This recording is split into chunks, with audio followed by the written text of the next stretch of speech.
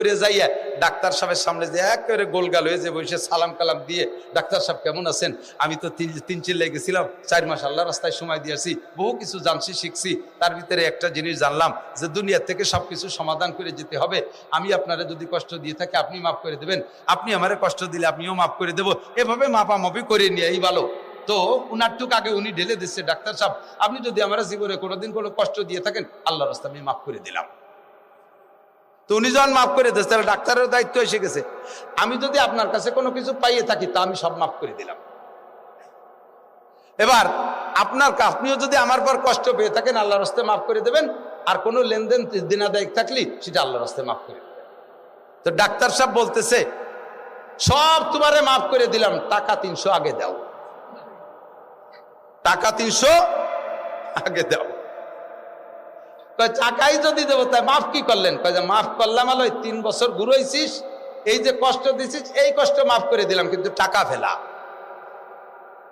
আমি নামাজ পড়া দরকার ছিল যে বয়সে সেই বয়সে পড়ি নাই, এখন বুড়ো কালে পড়ছি, এতদিন আল্লাহরে ঘুরাইছি, এতদিন আল্লাহরে ঘুরাইছি, লাস্টে এসে পড়িয়ে দিছি, আল্লাহ কাল দিনা পাওনা শোধ। এবার তুমি মাফ চাবা 3 বছর কেন আমারে ঘুরাইছো, এই জন্য আস্তাগফিরুল্লাহ পড়ো, আস্তাগফিরুল্লাহর দ্বারা এই 3 বছর ঘুরানোটা মাফ করে দাও।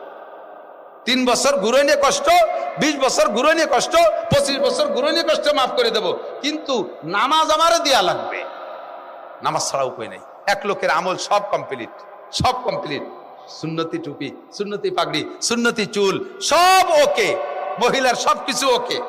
এখন যখন সবকিছু ওকে হয়ে গেছে তখন ফেরেশতারাও খুব খুশি, যে ফেরেশতা আমল নামা দেখতেছে, উনি ভোটার লিস্টি মানে 100 গুনতিছে, উনি সব গুনিয়ে দেয় যে প্রায় কাছাই গেছে, পার হয়ে যায় বাপ, তখন থেকে এই ফেরেশতার মধ্যে একটা আনন্দের স্লোগান শুরু হয়ে যাবে, আহ আমি যার হিসাব নিছি, আমি যার খাতাপত্র দেখছি, আলহামদুলিল্লাহ ও তো পার হয়ে যাবে, এখন বেচতে নিয়ে যাব।